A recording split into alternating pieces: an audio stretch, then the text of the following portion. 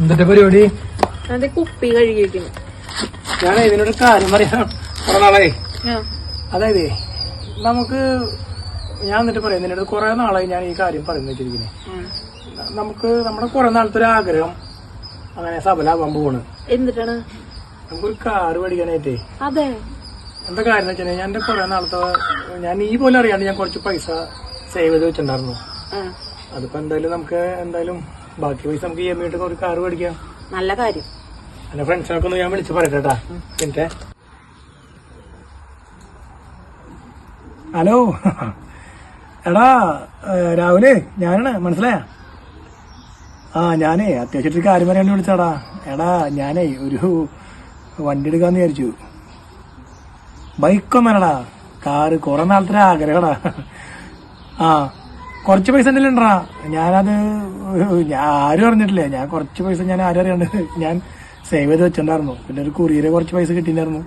അപ്പൊ അങ്ങനെ കുറച്ച് പൈസ ഉണ്ട്. ബാക്കി നമുക്ക് EMI ഇടാലോ. ആടാടാ, ശരി ശരി, ഞാൻ വിളിക്കാം. ഹലോ, നിഷ് ഭായ് എവിടെയുണ്ട്? ശരി ശരി. എടാ ഞാനേ ഒരു വണ്ടി എടുക്കാന്ന് വിചാരിച്ചത്. ബൈക്കല്ലടാ, കാറ്. കുറെ നാളത്തെ ആഗ്രഹ.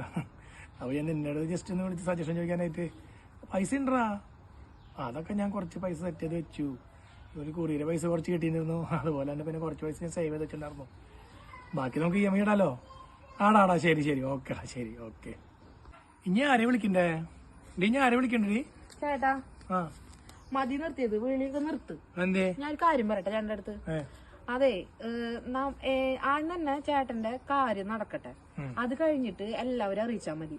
ഒരാൾക്ക് പോലും ചേട്ടൻ നന്നാവണത് തീരെ താല്പര്യം ഉണ്ടാവില്ല, മനസ്സിലായ? അത് എല്ലാവരും അങ്ങനെയാണ്. അപ്പൊ അതുകൊണ്ട് നമ്മുടെ പ്ലാൻ എന്താന്ന് വെച്ചിട്ടുണ്ടെങ്കിൽ ആരും അറിയാണ്ടിരിക്കാന്നുള്ളതാണ്. കാര്യം നടന്നു കഴിഞ്ഞിട്ട് എല്ലാവരോടും പറയാം. അല്ലാണ്ട് ഒരാളും നന്നാവണത് ഒരാൾക്കും ഇഷ്ടമല്ല. പ്രത്യേകിച്ച് നമ്മൾ നന്നാവണത് ഒരാൾക്കും ഇഷ്ടമല്ല. മനസ്സിലായ പറഞ്ഞത്? പിന്നെ അതേപോലെ ചെയ്താൽ മതി. ഓക്കെ, ശരി, ഡൺ.